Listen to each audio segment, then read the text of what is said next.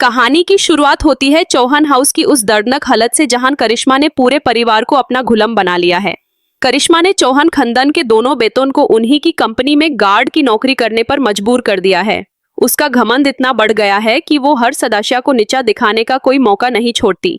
करिश्मा ने अपनी शैतानी दिमाग का इस्तेमाल करते हुए मयूर को एक झूठे इल्जाम में फंसाकर अरेस्ट करवा दिया है।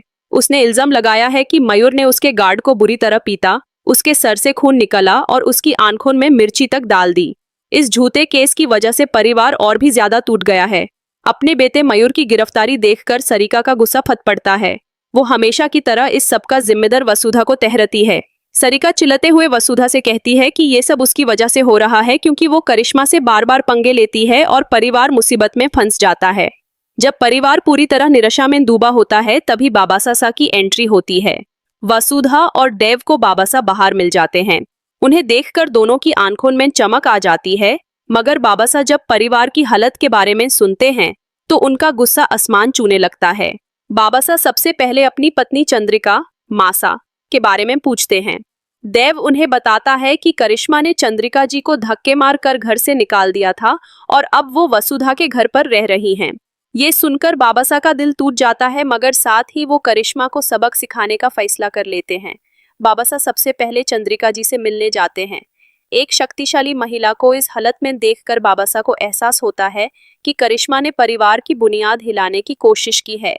दोनों एक दूसरे को हिम्मत देते हैं और तैयारी करते हैं चौहान हाउस वापस लौटने की।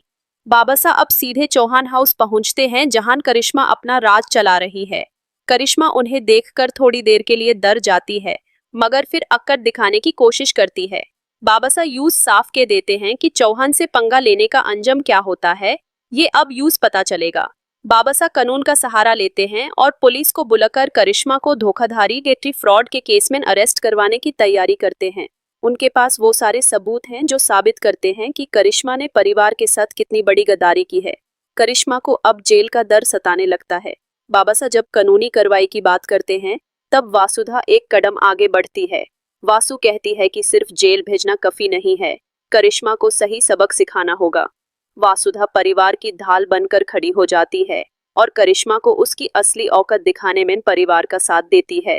अंत में वासुधा की ये कहानी हमें दिखाती है कि बुराई चाहे कितनी भी ताकतवर क्यों ना हो जाए, सच्चाई और परिवार की एकता के सामने उसे झुकना ही पड़ता है। करिश्मा का खेल खत्म हो चुका है और बाबासा की वापसी ने चौहान खानदान की इज्जत वापस दिला दी है। दोस्तों, क्या आपको लगता है कि करिश्मा को जेल भेजना काफी है या वसुधा को कुछ और भी बड़ा करना चाहिए? अपनी राय कमेंट्स में जरूर बताएं। सीरियल वसुधा के ऐसे ही थ्रिलिंग अपडेट्स के लिए हमारे साथ जुड़े रहिए।